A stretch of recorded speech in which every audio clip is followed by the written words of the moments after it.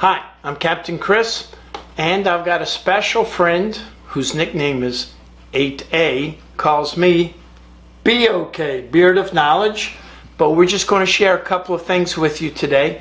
First thing is propellers. I know that we work on a lot bigger boats with a lot bigger propellers, but they're big and heavy.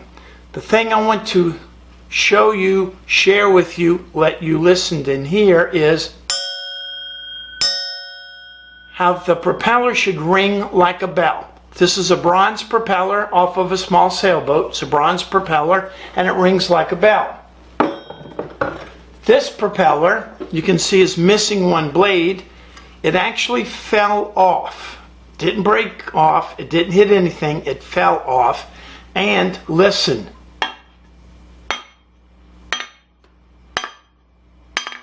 So this is a dead propeller. The metallurgy in this bronze propeller is just dead. Dead. And that's because the owner of this boat did not keep up with the zincs or the anodes.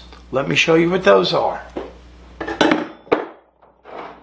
So on your propeller shaft, you would have shaft collar zincs, kind of like a shirt collar, shaft collar zincs. And you can see how these are eaten up, pretty far gone.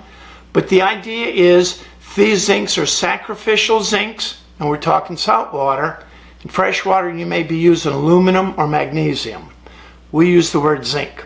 So these anodes or zincs are sacrificial so that the electrical current underwater will eat this metal that's softer than the bronze material here. So that is a key thing that you need to keep up with, is change your zincs. Get your zincs changed often. Get them checked often. And talking about zincs, if you've got a bow thruster on your boat, you will also have a zinc on it. In this case, it may be aluminum. But you can see how the bow thruster propeller is plastic in this case, and it will have a zinc or an aluminum anode on that. Another thing that we haven't talked about yet are heat exchangers.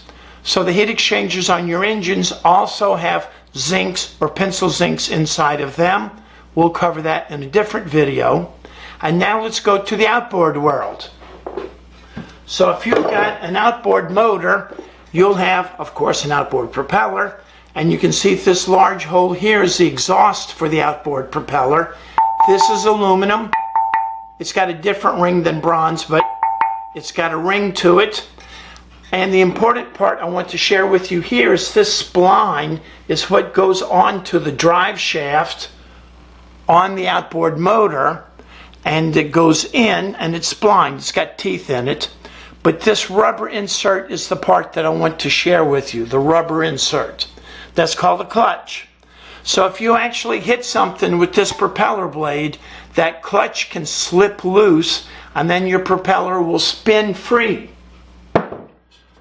This is a propeller with the clutch removed. See, I can almost fit 3 or 4 fingers inside there. The clutch is removed, and this is the clutch. So all outboard motors will have a rubber insert clutch like this, from the little 10 horsepower, 9.9 horsepower, up to the 250, 300, 400 horsepower. You can see the splines on the hole where the shaft goes in there, and this rubber piece is pressed in at the factory, and if this propeller were to hit something, this rubber will break loose. Hopefully it will protect the transmission and the pistons on your outboard motor.